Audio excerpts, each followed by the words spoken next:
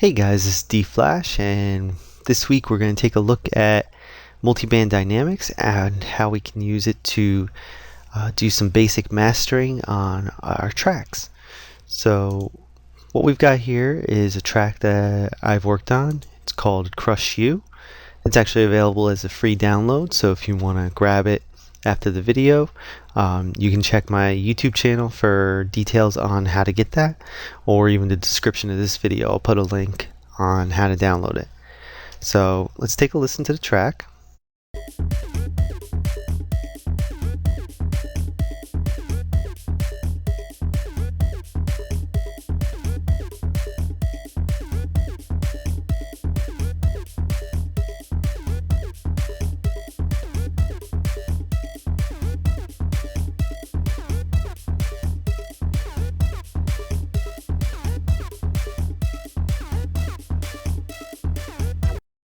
Okay, so you can hear how it's not quite got that mastered, polished feel.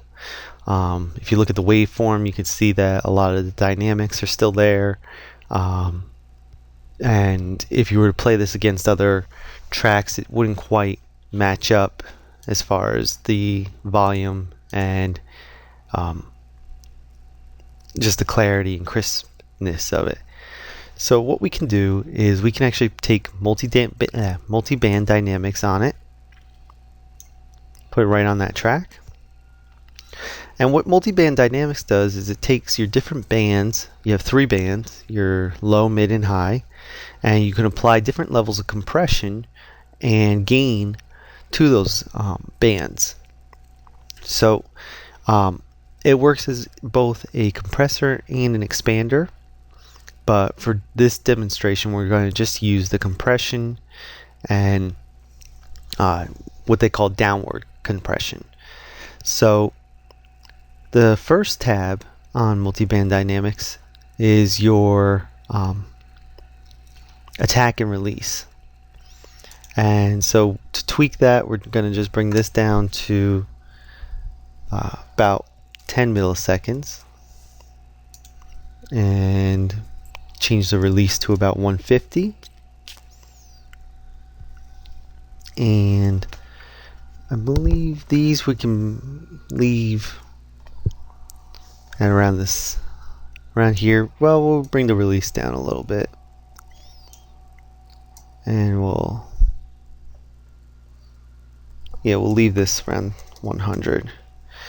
Okay, and the second tab is your below, which adjusts the threshold below, which you could use to apply either upward compression or upward expansion, where it actually will boost some of the gain on the signal when it reaches below a certain level. For this, we don't really need that, so we'll just do some basic above adjustments. So for these, we're going to just start out with 1 to 2.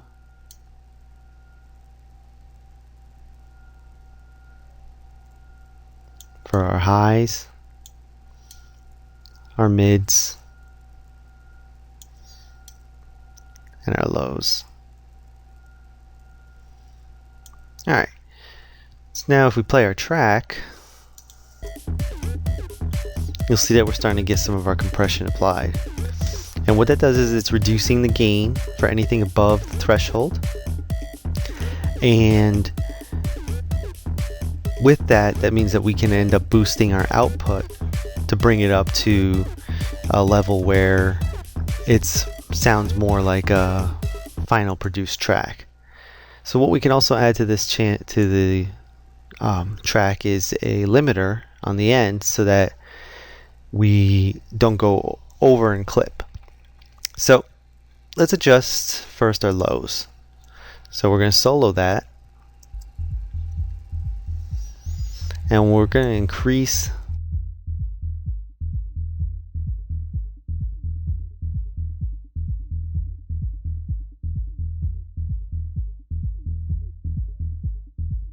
we want to get the bulk of our lows just right around there. And we'll just take this up a little bit. Yeah, that should be good. And now we'll solo our mids. We'll bring this down a little bit.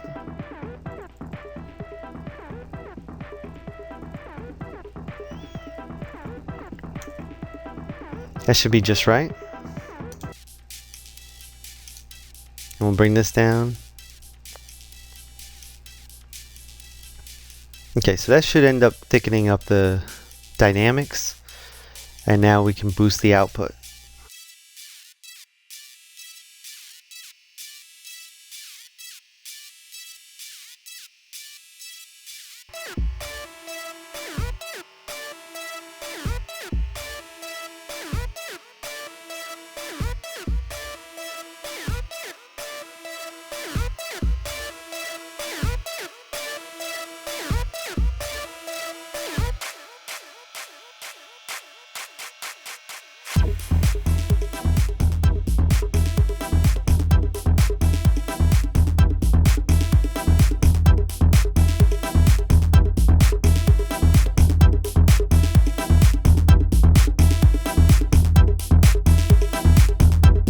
And we'll just adjust the limiter until we start to see it coming in.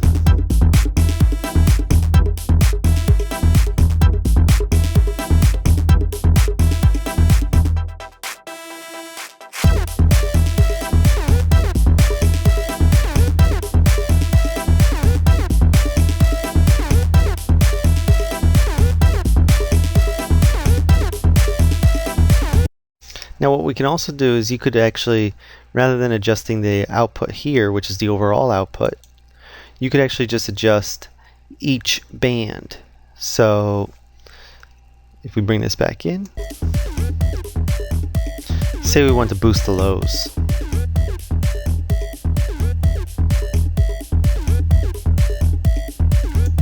And the mids. And then our highs.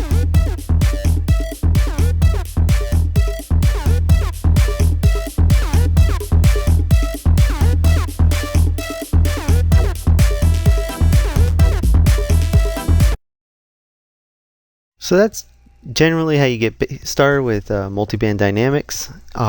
If you have any questions or even some tips on how to use it better, definitely leave them in the comments. Also, if you're trying to do a basic master of a track, you usually will also have a EQ on it, and you'll tweak the overall curve of your track to a bit better sound.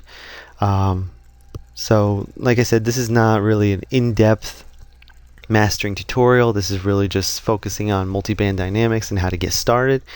In the end, if you're looking to just post a demo to SoundCloud, just get your levels right, and then you could probably just boost the limiter, and that should be good enough if you have your mix right.